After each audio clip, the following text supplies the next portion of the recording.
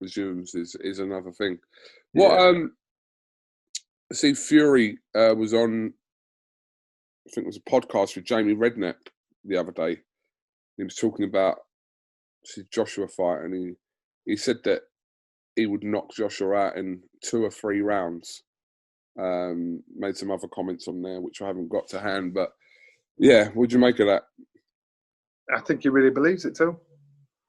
Like Joshua believes he'll knock him out. I think Fury really believes it, and eye game. There's a lot of hustle involved in eye game, so you've got to put the fear of God into your opponent as well first. But Fury's managed to back up all of his boasts. So I think Fury really believes. I don't think it's bullshit. I think he really believes it.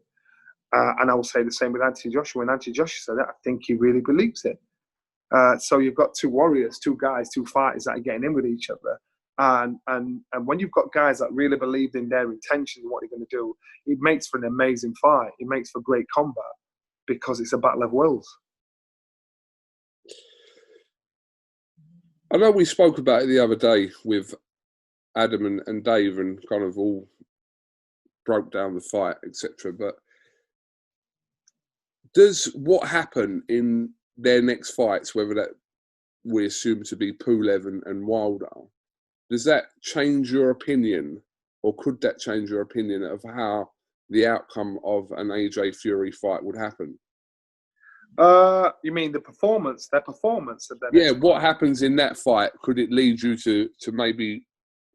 Yeah, of course, you're going to be judged by your last fight. So since Anthony Joshua's lost to Ruiz, which he fixed, all of a sudden he showed a vulnerability about himself, and he thought, I could see why Fury would beat him. But then Anthony Joshua wasn't on form. Then Anthony Joshua came back and showed, well, actually, I took my after ball, so I made a mistake. You know, it was a lesson learned. So all of a sudden, once you saw that invincibility of Anthony Joshua, then all of a sudden you thought he can be beaten. So again, you're going to be judged by your last fight, how you perform. And because remember, before Wilder went in and boxed, before Fury went and boxed Wilder, the first fight, what was the first fight or the second fight? And did he box Wellin? Yeah, he fought Tom Schwartz, then he fought Otto Wallin. Wellin. So after the Wellin fight, he thought, shit, he's going to get battered by Wilder. But then he put on an amazing performance against Wilder. So you're judged by your last performances. That's the nature of the game. It doesn't mean that's the right thing to do, because you learn. If you're a fighter, you make sure you learn, and both did. Make sure you learn from your last performance what worked and what didn't work. Do you truly believe that next year we will see that fight? Yeah, I do. Yeah, I do. I think the span in the works is Wilder. This situation, what's going to happen with Wilder, where he goes and what happens. So I don't know how legally how he's going to tie up Fury or to stop it from happening, unless it's him, or unless Fury fights him and gets rid of him. But I do seriously believe that the TV companies, the promoters, the fighters know that this fight has to happen.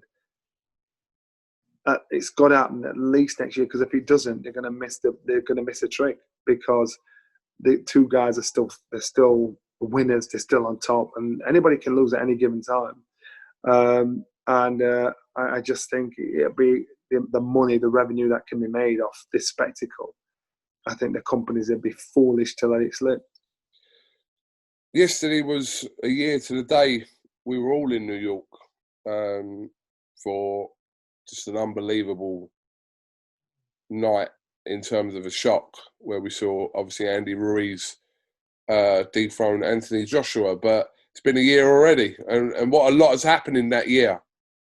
Yeah, as look how so that was yesterday. So imagine today, this time last year, Andy Ruiz's life has changed. He's thought, oh my God, I've done it now. Yeah, I'm king of the world. Look, I've beaten a man that nobody could beat.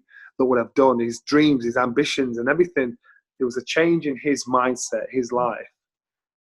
Now he's a millionaire. He's comfortable. He's all right. But that hunger, is it still there? Is it still that drive still there? Is that ambition still there? I don't think he's the same person he was the day before he boxed Anthony Joshua this time last year.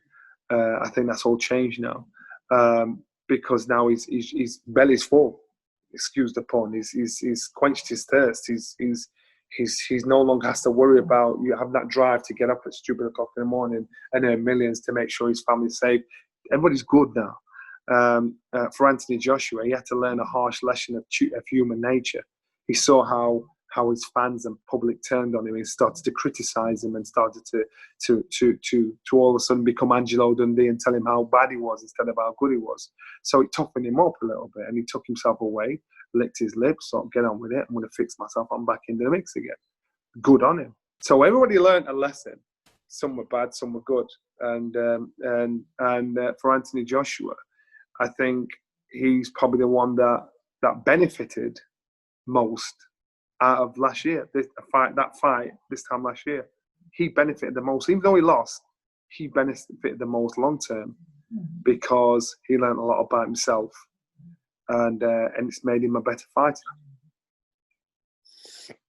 Eddie Hearn was saying similar things yesterday, that it was, want of a better phrase, a blessing in disguise to where Joshua is now, like you're saying now, has worked on certain aspects of his game and learnt at this stage of his career, because he recovered from it, regardless of whatever. He's recovered from it within a 6-month period, got his belts back, and that chapter with Ruiz is now over. So I want to see Ruiz in action, and I want to see how it's affected Ruiz, and that will tell you and I where Ruiz is. Is he a busted Douglas? Absolutely. Is he a busted Douglas? Once he beat Mike Tyson, and that year was the highest paid sport. He was the highest paid sports person that year, but it changed him, completely changed him, and so I want to see what is left in Ruiz, what kind of fighter he is, what kind of man it's made him, becoming a millionaire overnight.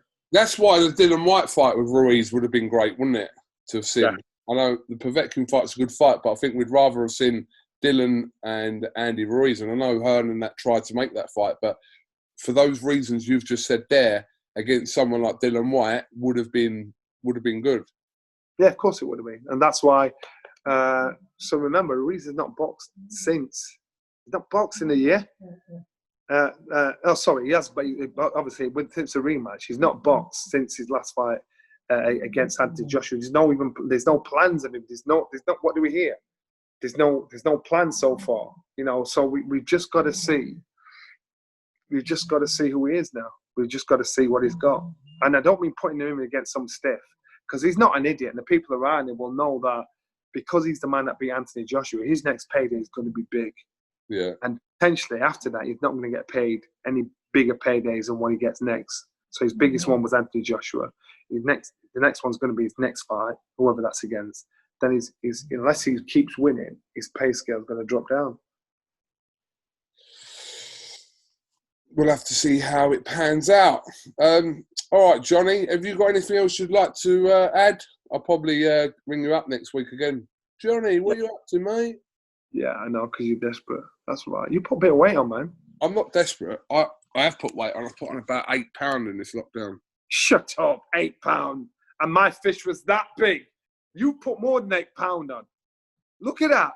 You got jowls. Flex it up, then. Go on, flex it. Come on, flex it up.